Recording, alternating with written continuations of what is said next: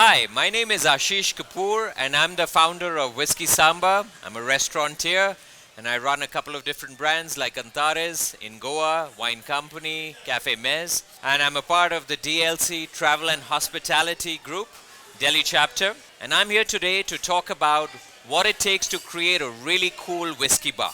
How do we have fun while drinking whiskey? How do we make whiskey young? How does 18 become the new 12? And how do we make sure that when you're drinking great whiskey at home and you come to a great bar, you don't downgrade, but you still live with the same spirit and have a super time? So really, let's talk about the whiskey journey and what it takes to build a great whiskey bar.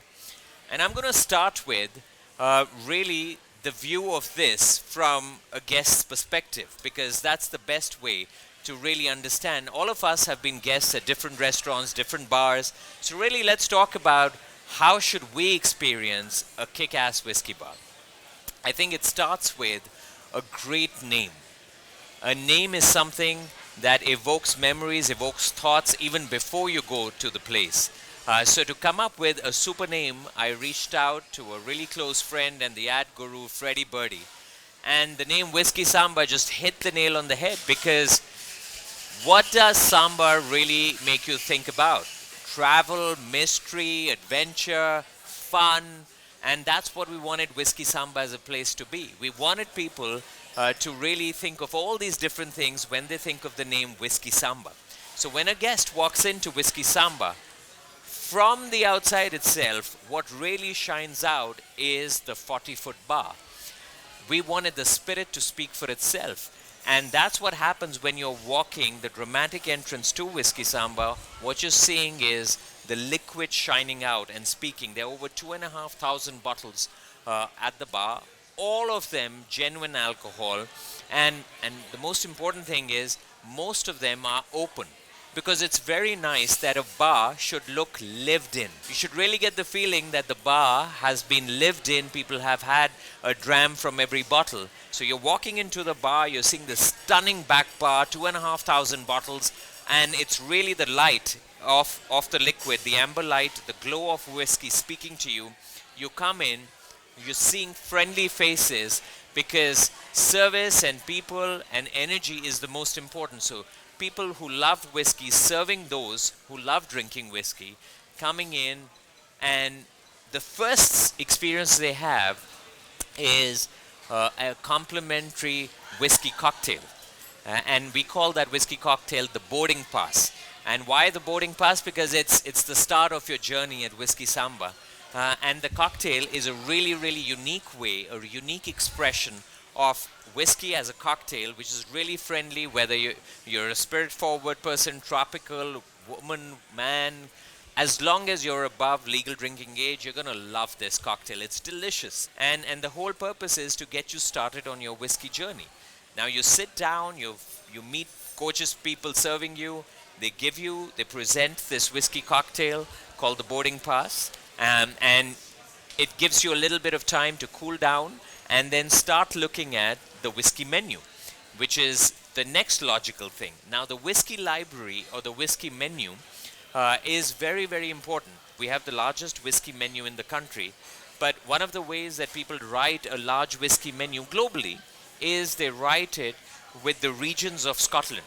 Highlands, Lowlands, Speyside. That's not fun for us, because a lot of people don't even know the entire map of India. Who's going to remember the entire map of Scotland? And does it really evoke certain memories or knowledge? Not really. So we said, let's go with palate. Which whiskies are rich and fruity? Which ones are smoky and peaty? Which ones are vintage?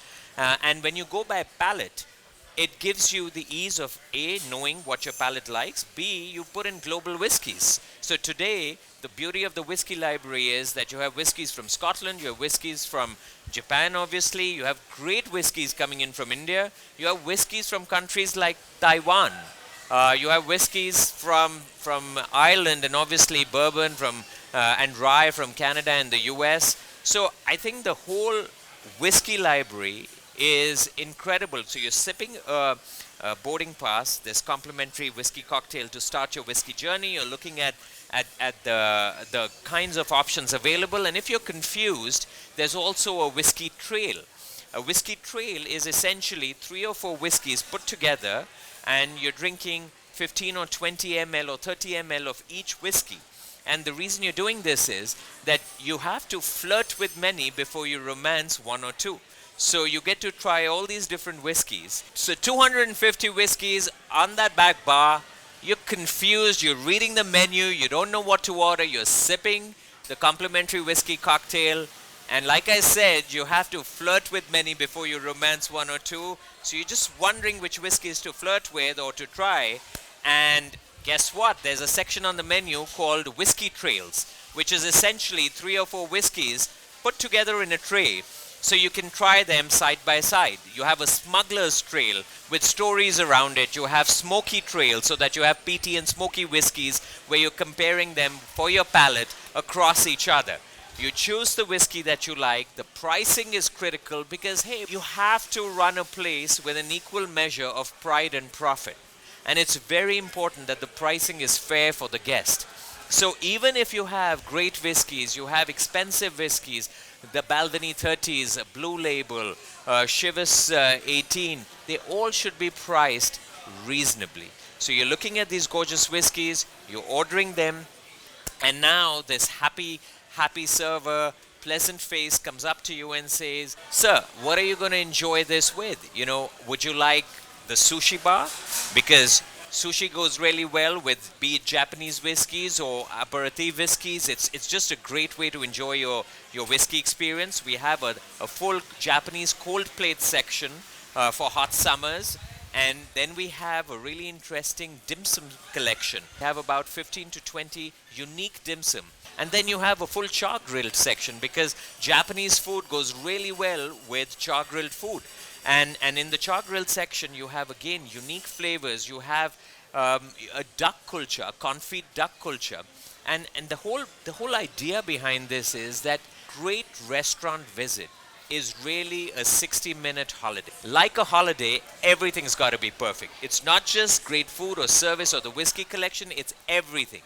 It's a mix of everything, and that's what makes your visit to a great whiskey bar, including great music. So you have a DJ pumping out great songs, people dancing on the floor. In fact, there's no dance floor because you should be standing up and jiving right at your table.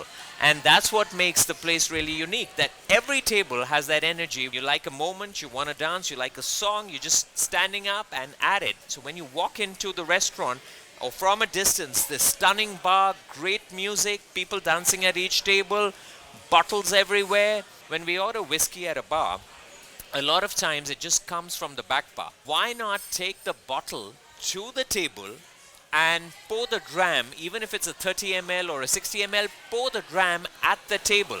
What does it do? It gives the guest the assurance that they're getting the drink that they ordered. They make sure that you're getting the portion size, the drink size that you've ordered, and most importantly, you can pour a little bit extra as an angel's share. In whiskey, the angel's share is really the share that evaporates and the angel's taste. So with each dram that we pour for the guests, we add a little bit of an angel's share, and we leave the bottle on the table for the guests to chat about, to take pictures with. And that's the trust factor with the guests, that listen, play with the bottle. Each bottle is unique, and enjoy the whiskey experience. Enjoy dancing at your tables. Order great food. Talk to people, talk to the people serving you, because we are building a community of whiskey lovers. It's not a restaurant, it's a holiday, and it's a community of whiskey lovers that contribute. Whiskey tasting sessions, whiskey and food paired sessions, whiskey and music nights, DJ nights, whiskey launches. I think there's so much happening.